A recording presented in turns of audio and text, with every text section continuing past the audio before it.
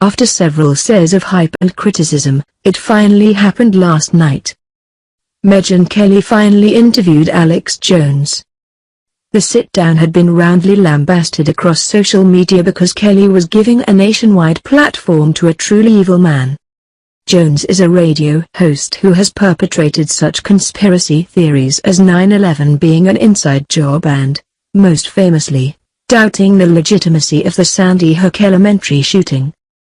He has actually argued, frequently, that the 2012 mass murder in Newtown, Connecticut, in which 20 children were killed, did not happen. In response to Kelly's scheduled Q&A, a mother who tragically lost her child in this attack tweeted at Kelly earlier in the week.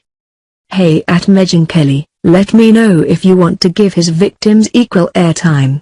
Promoting this fool is bad news. Do not encourage his abuse," wrote Nelba Marquez Green. She later added a few more thoughts. With advertisers pulling out and pressure mounting, Kelly did end up taking this advice in the end. Along with her Jones discussion, the program also aired the reaction of Neil Heslin, whose 6-year-old son Jesse died in the Sandy Hook shooting. This interview had not been planned until Kelly and NBC read all the negative feedback to the original segment. "It's disrespectful to me," said Heslin, referring to Jones' comments on the massacre. "I take that very personal." Kelly, meanwhile, introduced her interview with Jones as follows. "Some thought we shouldn't broadcast this interview because his baseless allegations aren't just offensive, they're dangerous. But here's the thing. Alex Jones isn't going away. Over the years his YouTube channel has racked up 1.3 billion views. He has millions of listeners and the ear of our current president." One could easily argue that this latter statement is the real story here. Why has Donald Trump called Jones on multiple occasions for advice? Why Jones' media outlets, InfoWars, have White House press credentials? Kelly has said it's her duty as a reporter to shine a light on someone such as Jones, but the real light needs to be shined on an administration who takes someone such as Jones seriously. That said, Kelly has actually received praise from a handful of respected journalists for her line of questions.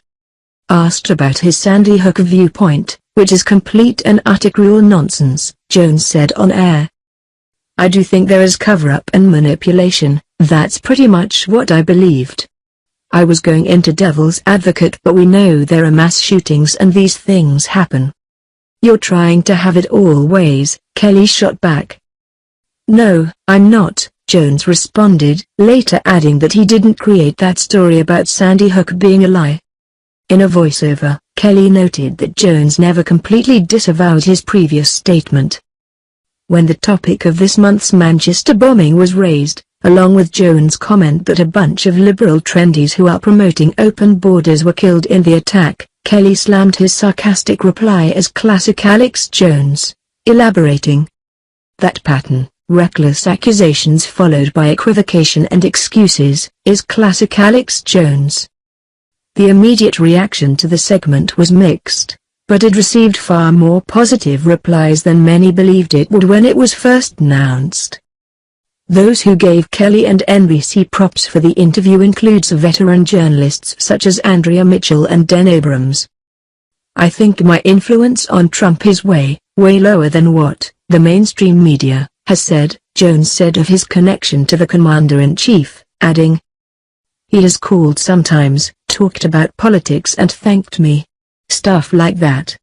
That's it." Jones went on to say that he and Trump are on friendly terms, but refused to give Kelly an exact number when pressed on how many phone calls he's exchanged with Trump since he took office. Again, the main issue here is why any sitting president would ever say a word to anyone who has denied the existence of Sandy Hook and who has said America is responsible for 9/11.